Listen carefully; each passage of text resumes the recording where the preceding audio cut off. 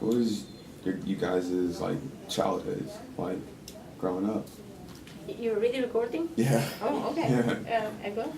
Well, I actually grew up in Naples. I was born in Sicily, but because of my father's job, we moved a lot when I was really young. So I was 1 year when we left Sicily. We moved to Emilia-Romagna, where my sister was born, and then in 1970 we finally settled in Naples, and that's where I've been living until I moved to the States.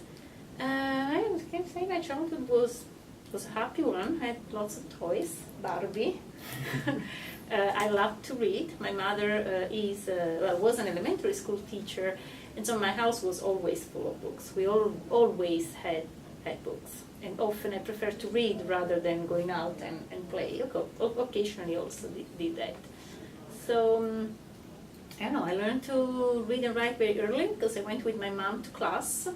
So I was probably, I don't know, 3 or 4 when I started reading, because you listen to the students. I don't know what, and so both my sister and I were precocious from this point of view, and I think it was a very happy childhood. Well, my childhood, pretty much are the same things going, but I'm originally from the Veneto region, Venice area, but for the job of my father, we traveled also in my early childhood, so I don't remember much of the first city I lived in, Ferrara, because we left when I was 5.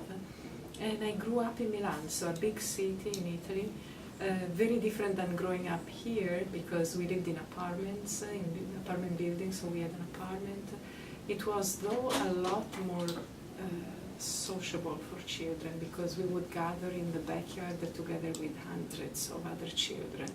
So from all the apartments, all children would come out, after school. So it's a very nice memory of being in a big city, but with a lot of children, never getting bored, always playing outdoors. So a lot of outdoor playing, improvisation, so there were not the appointments for playing in a house or at the playground. It was just in a backyard, and we would all run around and have bikes, or a lot more independence with respect I find here, where the parents drive the kids to activities. There were not much activities. The boys were playing soccer, but whoever showed up, no referees, no coaches, no organized games, was everything very free. And girls, we were having jumping ropes and other different things, bikes, so it was everything very given to improvisation and to fantasy, and there was not such thing as being bored, because it depended on you and your ideas to put forth and get as many friends as possible around. Definitely also the big city, I liked it very much. It was very difficult then for me to step back to a smaller size city. And smaller, I mean 350,000 inhabitants when I moved after high school, because the big city offers a lot, especially I find to teenagers and people in college years.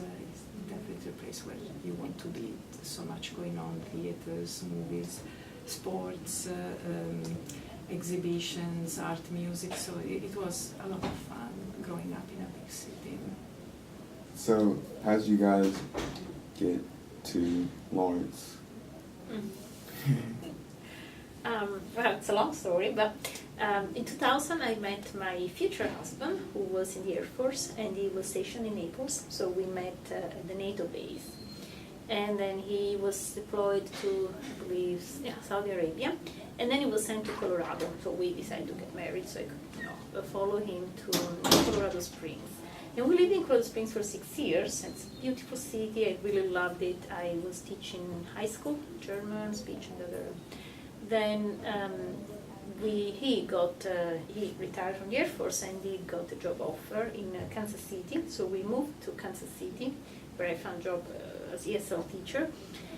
But the economy was really getting worse, so we both lost our jobs in Kansas City. But the thing was that